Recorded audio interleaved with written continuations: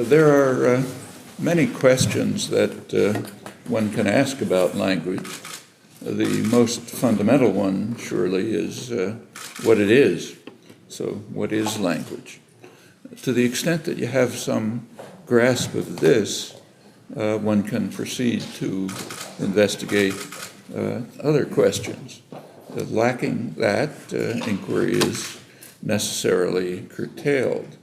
For example, no biologist would seek to study the development or the evolution of the eye without a fairly clear conception of what an eye is, of its essential nature. So it would not do, for example, to say that it's used to read, or for language that it's used to communicate, among numerous other uses. On the basis of a tentative account of what language is, and the more far-reaching the better, we can proceed to ask how the concepts, principles, and results of this characterization of language inform other inquiries, the study of acquisition, use, neural representation, historical change, evolution, and others. Reciprocally, what's learned about these topics can lead to recasting the basic theory that was proposed. The logical hierarchy of questions does not, of course, determine the course of inquiry. Every sensible approach to language must recognize at least that it's used by individuals, and that capacity to use it depends primarily on properties of the human brain. That much should be uncontroversial. Accordingly, every approach to language, no matter what it is, presupposes, at least tacitly, a concept that is sometimes called I language, I for internal, individual, some system that's internal to an individual and understood as a biological property of the person. While that is presupposed by all sensible conceptions, whether it's acknowledged or not, often vigorously denied, but nevertheless it has to be accepted, I language itself presupposes none of the others. And in that sense, it's the most fundamental notion. And when I speak of language here, I'll mean I language in that sense. Something internal to an individual and a biological object, property mostly of the brain. Well, the most elementary property of I language is that it's a system of technically called discrete infinity, rather like the integers. So there's 6 and there's 7, but 6.5 isn't an integer. A system of that kind has to be determined by some finite computational procedure, in technical terms called a generative procedure, which is a special kind of recursive function.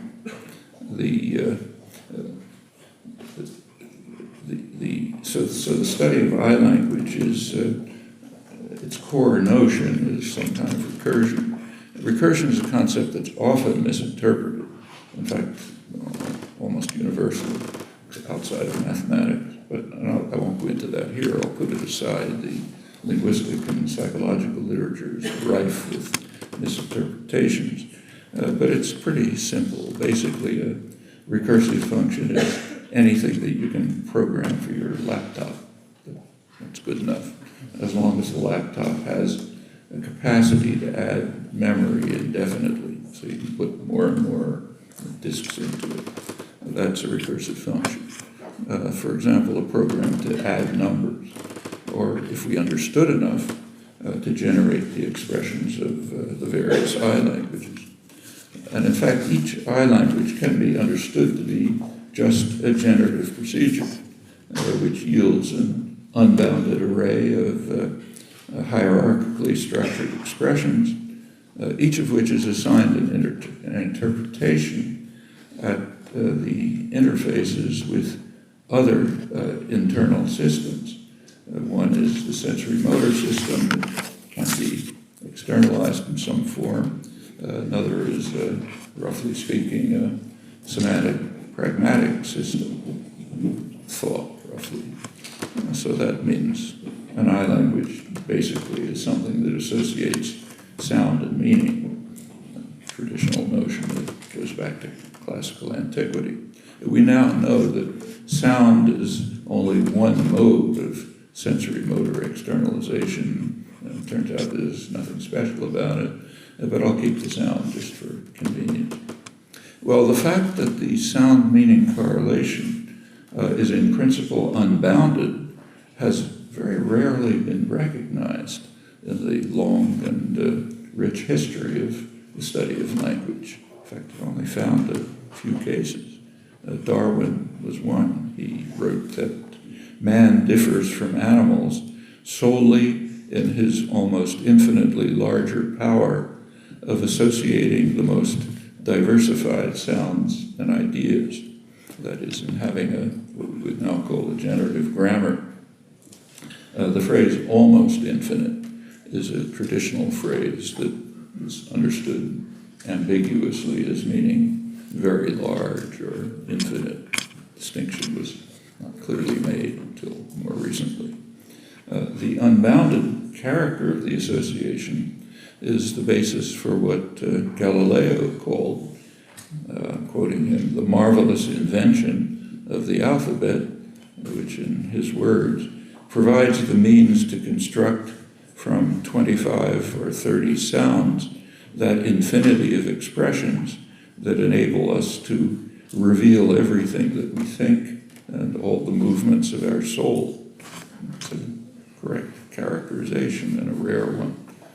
Recognition of the unbounded character of the language and the deeper concern, much deeper concern for the creative character of its normal use, that was soon to become a core feature of Cartesian science, what we call philosophy.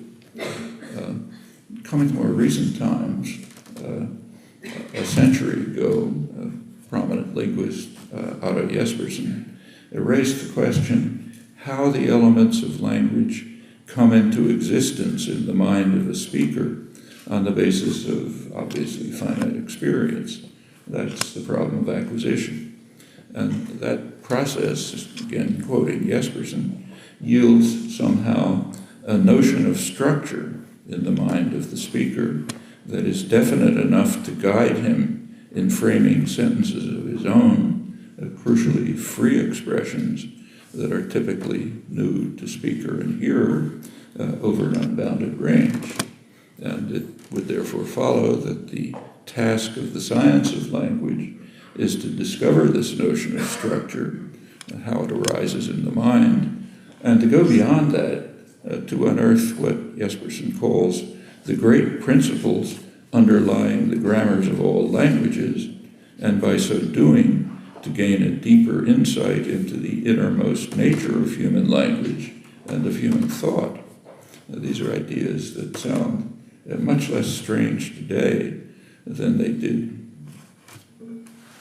when Lyle and I were getting into the game during the structuralist, behavioral science era that came to dominate most of the field, almost 100%. That marginalized Jespersen's insights. In fact, he was forgotten for years. And I don't know about you, we were both students at the same university studying linguistics at different years. And I never heard Jespersen's name mentioned. I learned about him poking around in the library once. And along with much other traditional understanding, it was just forgotten and regarded as mystical because it didn't fit the behavioral science preconceptions. Well, reformulating Jespersen's program, which I think is the right one, the basic task is to investigate the true nature of the interfaces, sensory motor, semantic pragmatic, and the generative procedures that relate them, and to determine how they arise in the mind of the speaker and how they're used. The focus of concern should naturally be on free expressions, the creative character of the mind, along with further questions about neural representation, evolution, much else. Well, the modern sciences generally have largely adopted Galileo's methodological guideline, which is that in his view, that nature is simple. It keeps to what he called the easiest and simplest rules.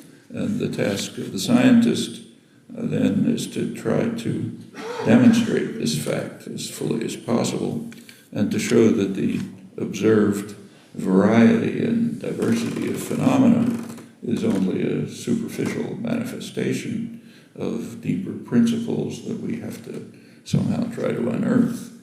Physicist Jean-Baptiste Perrin put the matter in his Nobel Prize lecture this way. He said, the essential art of science is reduction of complex visibles to simple invisibles. These have been quite useful guidelines for the study of language as well. Well, for language then, the task is to determine how closely language approximates what we might call minimal recursion, optimal recursive operations, and to do so within the boundary conditions that are set by the interface conditions which come from outside language. That's why a recent collection of technical essays has the title Interfaces plus Recursion equals Language, followed by a big question mark, because there's so much that's not understood, unsurprisingly. In the early days of modern generative grammar, 50, 60 years ago, it seemed that highly complex and intricate assumptions were needed to account for the variety of linguistic data. It also seemed that languages could differ in almost every imaginable way, although it was recognized that this could not possibly be true, or else no language could ever be acquired by a child. Incidentally, rather similar views were held by biologists about the variety of organisms. There could be anything imaginable over the years that's turned out with very narrow, limited restrictions. In fact, so narrow that a proposal that there's a universal genome, that all multicellular animals are fundamentally identical, is taken seriously. It can't be proven, but plausible. Over the years, something similar has happened in the study of language. It's been shown, I think, convincingly, that a good deal of the complexity can be stripped away, and that the variety of languages is quite narrowly constrained, much more so than appeared to be the case. In recent years, the study of the inquiry into this topic has gotten a different name. It's been called the minimalist program. It's the phrase in the title. But that's not a sharp departure from what preceded. On the contrary, it's a seamless continuation of the effort to show that if we can gain a proper perspective, a proper point of view on language, it will be seen to be fundamentally simple, following the simplest rules, like many other aspects of nature that seem hopelessly complex and varied when they're not understood. The minimalist program does introduce some new research suggestions. One of them is to take as a starting point what's sometimes called the strong minimalist thesis. The idea is first postulate what the simplest theory of language would be, and then take a look at the innumerable apparent departures from this and try to show that they're misunderstood, that if they can be understood within a different perspective, then they'll be shown to fall within a principled, simple framework of principles. That, I think, has been quite a productive research program, and although, needless to say, a great deal remains unexplained, the strong minimalist thesis looks far more plausible than it seemed to be not too many years ago, and it also has some interesting implications about the nature of language and its acquisition. I'll mention a few of these as I go on. Well, let's turn now to language acquisition. That's the development of an organic system. And like the development of any other organic system, it involves several factors. One factor is external data.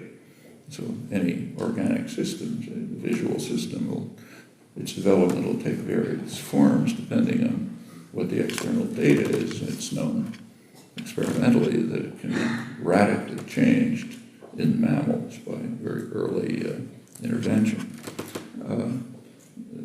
So one factor, of course, is external data. The second factor is genetic endowment. An organism has to be prepared to develop in a certain way. And a third factor is more general principles, physical laws, conditions that growth and development have to meet.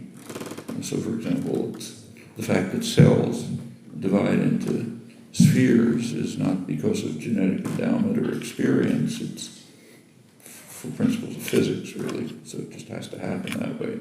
They can't divide into cubes.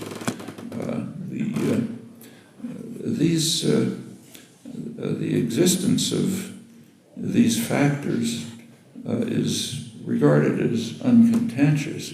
It's only among the genetic factors. There are several. One are those that are specific to language. That's what's technically now called UG, universal grammar. That's adapting a traditional term to quite a new context. And then the genetic basis for whatever other systems of the mind, cognitive processes, the brain, and so on might might interact to lead to the way language is acquired.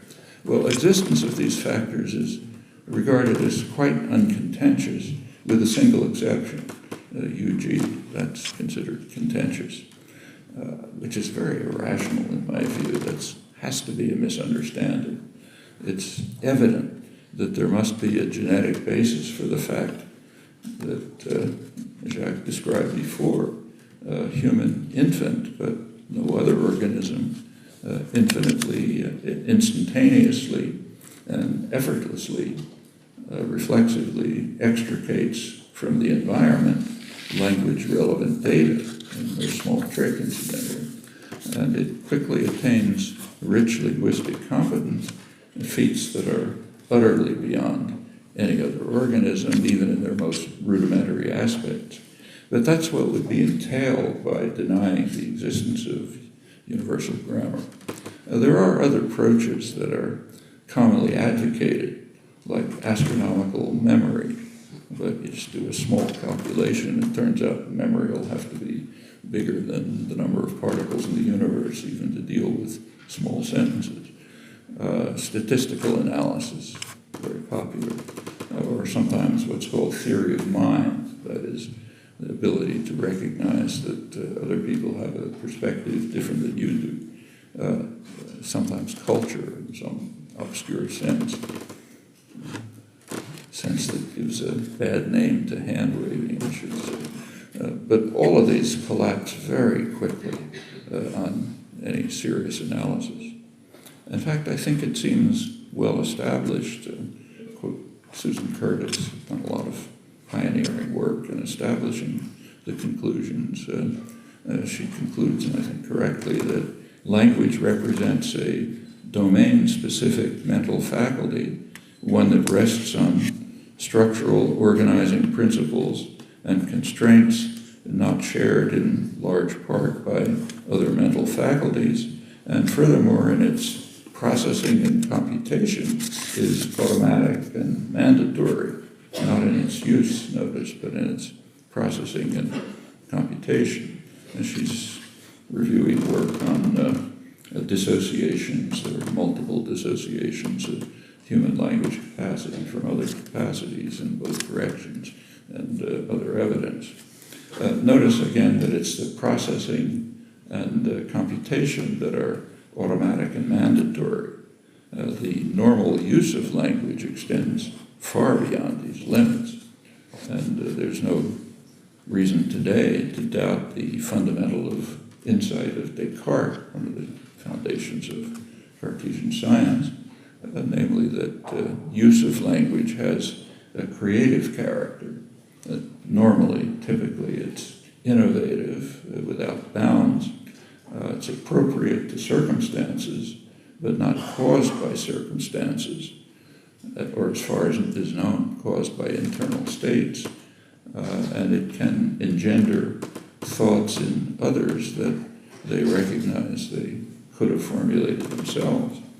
Those are very mysterious properties, but very hard to question.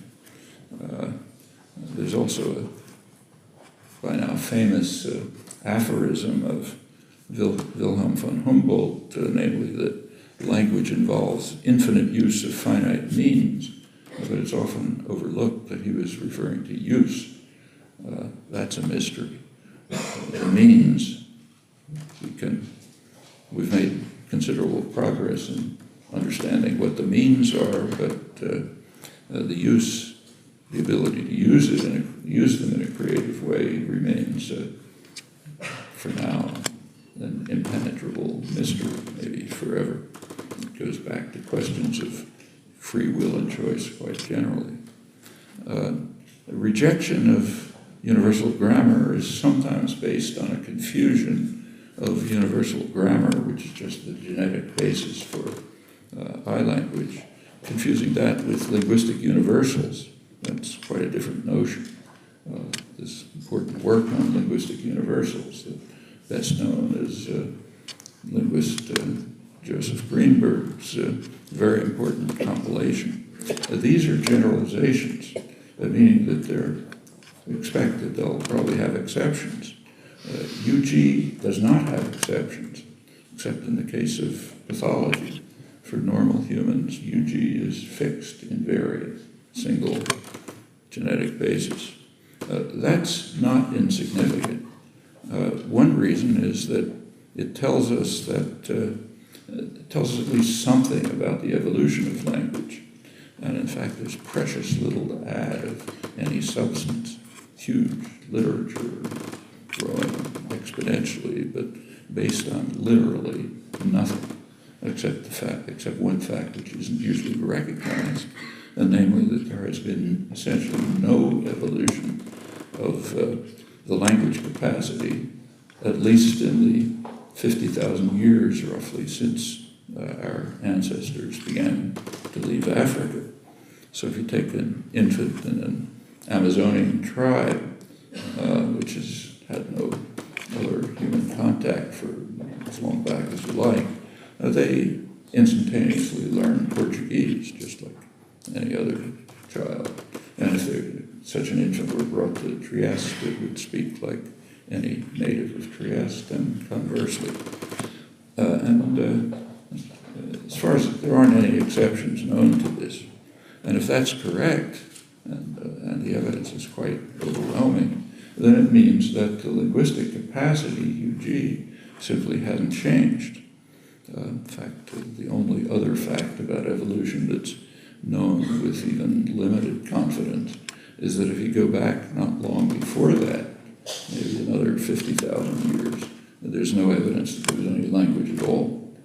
So during that extremely narrow window, from an evolutionary point of view, it's a flick of an eye, something happened which led to these creative capacities. And that, again, leads us to expect that Galileo is probably right. It must have been something simple that happened, some simple rewiring of the brain. Maybe the rewiring that created the generative capacity, which doesn't seem to exist anywhere else in the organic world. And that's about what you can say about evolution of language. Don't know anything else that can be said. Plenty is written, but having something to say is different from writing. All of this is pretty surprising to people who believe in a certain conception of evolution, what sometimes you're taught in school, but a serious misunderstanding of the modern theory of evolution. That is the idea that the language must have evolved in small steps over a long period. That evolution takes place in little bits. I mean, Darwin did believe that, but for a long time it's been known to be completely wrong. However, these assumptions that I mentioned are quite consistent with the conclusion, I think a lot more plausible, that the core properties of language emerged fairly suddenly in evolutionary time, probably by some minor mutation which rewired the brain. Well, of course, there's constant historical change, but that's a totally different matter. Historical change is not to be confused with evolution. This should be obvious, and the only reason I say it is because it's commonly overlooked. If you look at the literature on evolution of language, it's mostly speculation about historical change. In the technical sense of the word evolution, languages don't evolve at all. So there is no such field as evolution of language, no topic. They do change over time, but they don't evolve. Language users evolve, they're organisms. But with regard to language capacity, not in the last 50,000 years, it seems, and possibly not since the emergence of cognitively modern humans, apparently not long before they began to leave Africa. Anatomically modern humans go back hundreds of thousands of years. You can tell that from fossil evidence. But cognitively modern humans, as far as you can tell from archaeological evidence, seem to be very recent, very shortly before the trek from Africa. Well, let's turn to language acquisition. Even the first moments raise very puzzling questions. An infant is surrounded by what famous psychologist William James called a blooming, buzzing confusion. Just a lot of stuff happening. Somehow the infant must extract from this confusion data that are specific to language. Not easy to try to write some kind of mechanical procedure that will do that. It's quite mysterious.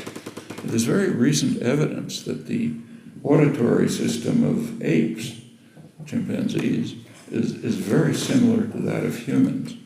And it even responds to the acoustic signals that are critical for human language, so-called distinctive features. But for apes, this is just noise.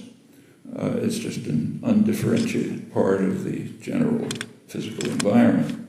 And that's true of other organisms. Although they pick out specific parts of the environment that are ignored or undetected, maybe undetectable by humans. So there's got to be some specific internal computational mechanism that's used by human infants, but not other organisms, to take the very first step in language acquisition, to determine that something out there is related to language.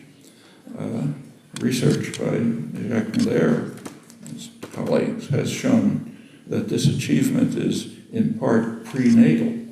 That means a newborn infant can distinguish the language of its mother from certain other languages, both spoken by a woman's voice that it's never heard before.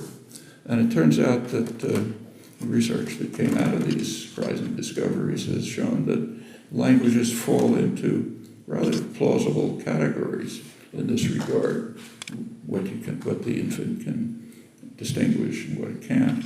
It's mostly based on what are called prosodic features of rhythm, pitch, stress, so on, which are specific to languages in various ways.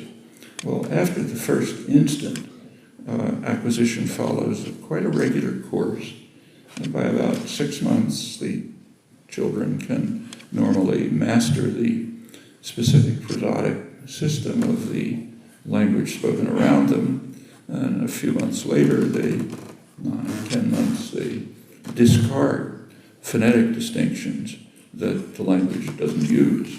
In actuality, there are typically several such languages, but I'll put it aside.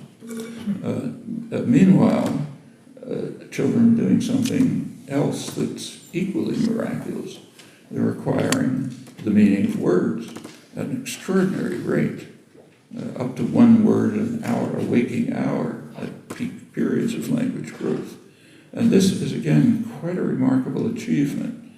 The mystery is considerably obscured by a conventional illusion that words relate directly to things or events. So nouns name objects, verbs refer to states or events, and so on. Something like that does appear to be true for animal symbolic systems. So, for example, say a vervet monkey may have 5 calls. One of them we interpret as a warning call. It's apparently reflexively triggered by leaves moving in a certain way. So, an eagle's coming, get out of the way. Or another call might be triggered by some internal hormonal condition, which we take to mean I'm hungry or something. And that appears to be exceptionless. As far as is known, all animal symbolic systems are like this. A one-to-one association between the symbol and some physically detectable configuration, and probably reflexively produced. But nothing remotely of the sort is true for human language. You take a look at even the simplest words, water, river, tree, person, house, anything you think of. In every case that's been looked at with any care, it can very easily be shown that they do not pick out physically identifiable configurations. There's no reference or denotation relation in the technical sense of philosophy, linguistics, psychology. They're used to refer, but using an expression to refer is very different from saying that the term itself has a reference, a fixed, determinate, physically identifiable configuration that it relates to. That simply isn't true. Referring is an action, which has to be distinguished sharply from reference, a relation between a word and a thing. That does not seem to exist for human language, quite contrary to conventional doctrine, although the point was reasonably understood long ago, back to Aristotle, in fact. So persons, for example, are individuated by properties such as psychic continuity. It's not a physical property, and physicists can't identify psychic continuity. It's an interpretation of the world that's imposed by our modes of cognition, our ways of thinking about things. And these are facts that were studied quite interestingly in the 17th century. John Locke and others, later adapted by Kant and understood by every infant. For example, the typical fairy story is based on properties like that, psychic continuity, which a child understands with no problem. And in fact, every word you think of is like that. And what's true of simple words, of course, becomes far more mysterious when you move to complex concepts, to acquisition, or even more strikingly, to acquisition of language under conditions of sensory limitations. For example, acquisition of language by the blind, who very readily achieve quite exquisite understanding of words for sight. Look, see, glare, and so on. It's work that Lila Gleitman and Barbara Lando have carried out. Or borrow another example of Lila. Lila's to illustrate the amazing facts of language acquisition. I'm now quoting her. Consider such words as fair, as in, that's not fair. She points out that's a notion and a vocabulary item that every child with a sibling learns very quickly and in self-defense. But it's a concept of considerable subtlety. In fact, it's a centerpiece of contemporary moral philosophy. Try to figure out what that means. For infants, it's obvious. Such facts like this just abound, and they pose very serious mysteries, not only for the study of acquisition, but also for speculation about evolution of the human language capacity. And they haven't been addressed. And the reason is that because of easy acceptance of the referentialist doctrine, the words and things doctrine, which just is false for human language. Well, for even very young infants, the knowledge of language extends far beyond their performance. It's been shown experimentally by Lila and work going back 50 years and later by others.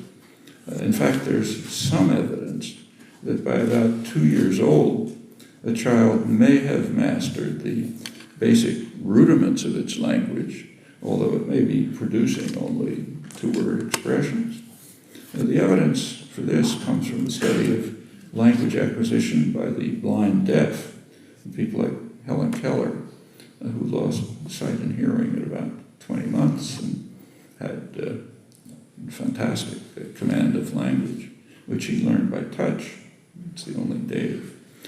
Since there have been other cases studied, mainly in work by my wife at MIT in a project there. And for some of the subjects, quite subtle tests were necessary to detect limits of their knowledge of English. Knowledge attained is derived simply by putting their hands on someone's face, on the face and throat of a speaker. It's the total data, extremely limited data. There's one suggestive result that remained unpublished because the sample wasn't large enough. These are cases of, all of these cases of loss of sight and hearing that were studied were the result of some debilitating disease that destroyed the sensory system. I think it was spinal meningitis. And in every case studied, acquisition of language took place only if the disease had passed about 18 months. Meaning if you had a 16-month-old child who had the disease, they'd never acquire language. But if it was 20 months old, like say Helen Keller, they could acquire perfect knowledge of language. That pretty strongly suggests that the basic properties of the language had already been acquired during that brief window, and they were just being elicited by the training procedures. Well, fortunately, this research can't be continued, at least in this manner, because the disease can now be cured, but maybe there's some other way to study it.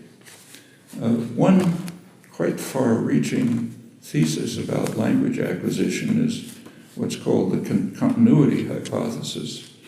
It implies, I'm quoting, that children are free to try out various linguistic options compatible with universal grammar before they set the parameters that determine the language that they hear. I'm quoting Stephen Crane, done a lot of work on this.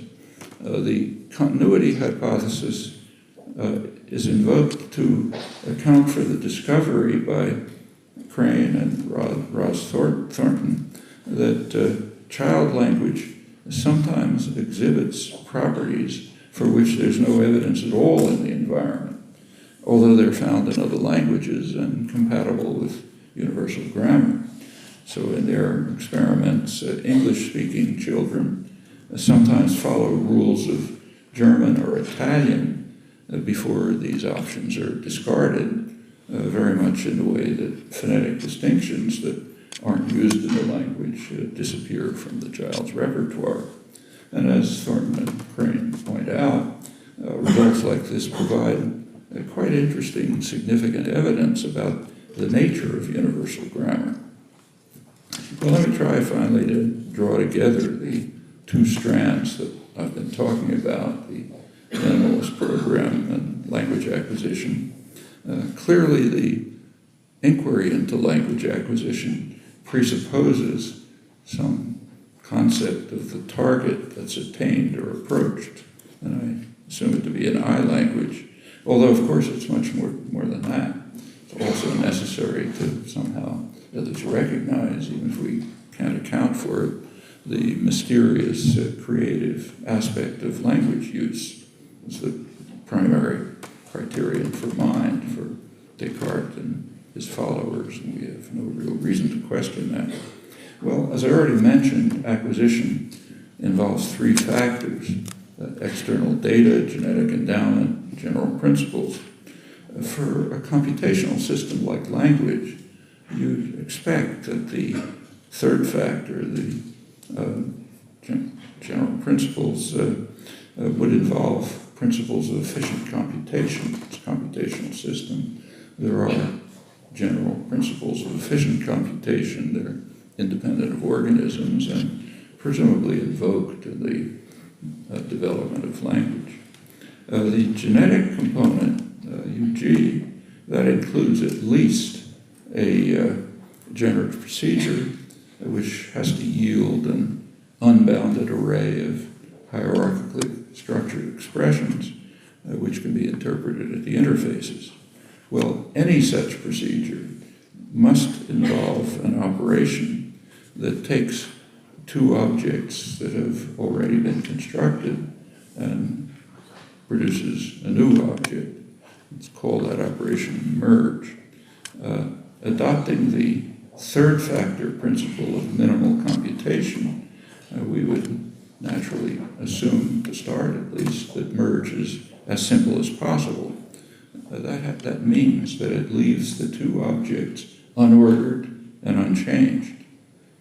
Think about it, that means that merge of x and y simply yields the set xy. That suffices to account for one crucial property, an unbounded array of structured expressions, but leaves open many questions. One question, of course, is where order comes from. The relation between instinctively and fly is not only much more natural, but it's also much more easily computable. It's just a matter of minimal distance. Fly is the closest word to instinctively, so the relation is very easily computable just by counting. The relation between instinctively and swim, instinctively eagles that fly swim, it's also a minimal distance relation, but a much more complex one. It's minimal structural distance, because fly is embedded inside another phrase, so you have to search more deeply to find it. So it's minimal structural distance, not minimal linear distance. Nevertheless, in every language and every relevant construction, and there are a great many, the languages uniformly adopt the complex computation of structural distance and reject the simple computation of linear distance. And children know this reflexively without any evidence at all. Well, that's important. That's one of a great many puzzles that were never noticed until the first efforts were made to study I languages carefully about 60 years ago. All of this is reminiscent of the earliest days of the modern scientific revolution. If you go back, say, to Galileo, for millennia, scientists were very well aware that, say, if I'm holding a cup of boiling water and I let it go, the cup will fall and the steam will rise. But that wasn't considered a puzzle because there was a very simple explanation, each of them seeking its natural place. The best scientists, very good ones, for literally millennia had taken that to be the end of the story, so no puzzles. When Galileo and others permitted themselves to be puzzled by such elementary facts, modern science began. And it was, of course, quickly discovered that all of our intuitions about falling bodies are a great deal more are just completely wrong. The ability to be puzzled is a very important one to cultivate if you want to do serious inquiry. The world is full of puzzling phenomena, and if they don't look puzzling, you're in trouble. They should look puzzling, and you should be bothered by them. Well, in the case of structural versus linear distance, kind of a small industry has developed in the cognitive sciences, seeking to show that the answer can be given by sophisticated, usually Bayesian statistical analysis of raw data. Every such effort has been easily demonstrated to be a failure, total and irremediable. There's no way to do it. In fact, this is interesting because it's one of the very rare cases where serious efforts have been made to show that acquisition problems can be solved by statistical analysis. Now, there is a very simple explanation which comes to mind at once, namely, universal grammar keeps to the optimal form of merge, to the simplest possible combinatorial operation, which leaves terms unordered. And so linear order is simply not available to the child who learns language or to the adult who uses it. It's the internal computations. It's just not there. Well, of course, there is order. If you hear a sentence, the words are ordered. And that's a property of the sensory motor interface. We can't talk in parallel. So there's got to be some kind of order and arrangement. And the plausible suggestion is that order and other arrangements are just reflexes of the externalization process, the interface, sensory motor system, but they're not involved in the computations of language. And that has plenty of consequences. It would imply, for example, that although hierarchy is clearly involved in sentence interpretation, complex interpretation, semantic interpretation, and so on, nevertheless, order should never be involved. It looks surprising when you think of it for a long time, and it's not obvious. There are many complicated considerations arise, but it does appear to be true over quite a broad range. That's a very important fact about, and a non-trivial conclusion about the basic architecture of language. In this case, there happens to be interesting, independent neurolinguistic evidence.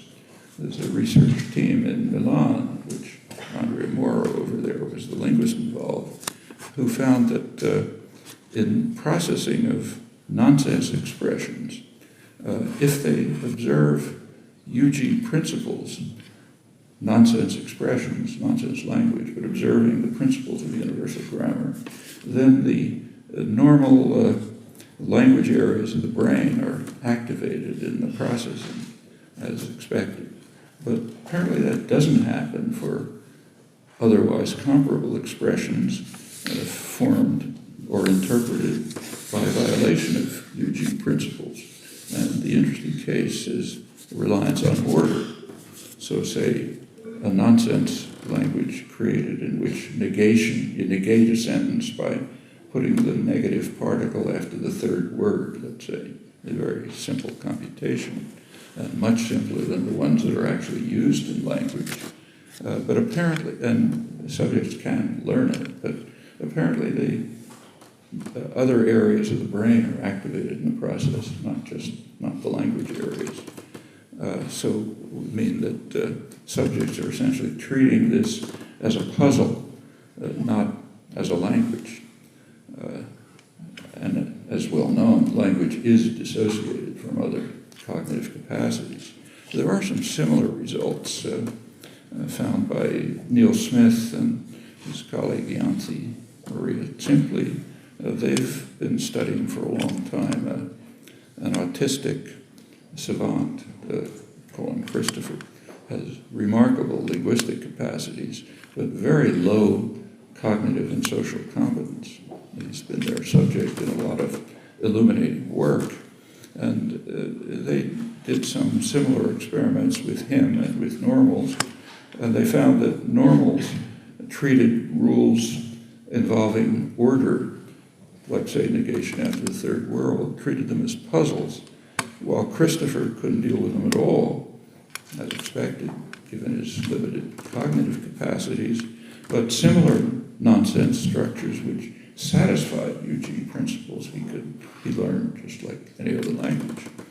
Well, observations like these suggest a much broader thesis, namely that the fundamental architecture of language, its design, if you like, satisfies semantic, pragmatic principles, while externalization in one or another sensory modality is just something secondary phenomenon, not essential to language in any way.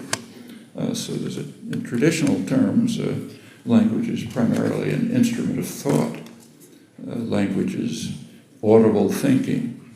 It's what the 19th century linguist William Dwight Whitney, his formulation expressing the traditional conception. It's the spoken instrumentality of thought. It's a view, incidentally, adopted by a number of distinguished contemporary biologists, notably two Nobel laureates, Salvador Luria and François Jacob. And as I mentioned, it's also Galileo's view. He took for granted that the sounds of language enable us to reveal our thoughts. That's what they're for. So language is basically a thought system and can be externalized. And in fact, if you introspect briefly, you'll quickly discover that probably 99% of your language use is never externalized.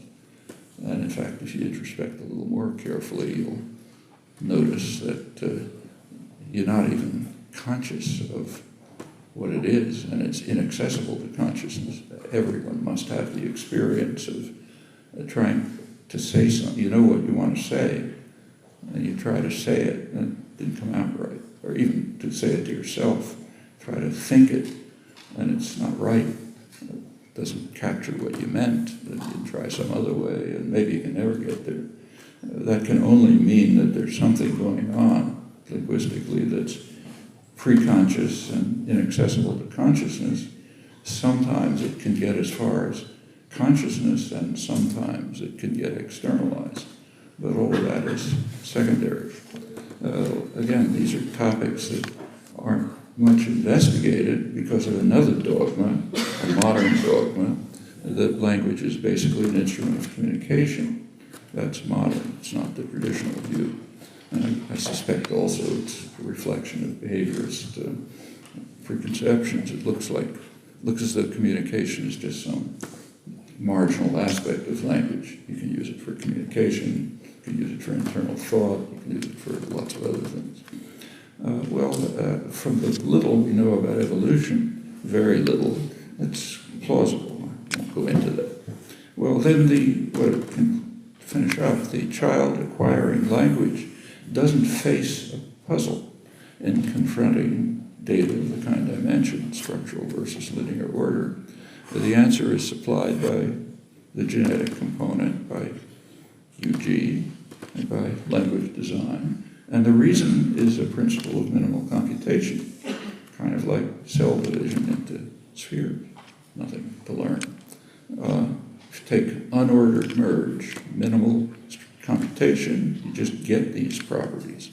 This is one of a great many examples, and they extend pretty far to problems of interpretation and use of expressions, and I think they illustrate the kind of problem that ought to be addressed by a serious approach to the problem of language acquisition, and also the kind of contribution that can be made when that inquiry is guided by careful attention to principled approaches to the nature of the system. This should be there should be an exciting future of inquiry that combines formal studies, experimental inquiry into acquisition of use, new opportunities for research that are coming along in the brain sciences as technology improves. And I hope that these few hints give some idea of two things: what might be achieved and what remains veiled in mystery, perhaps forever.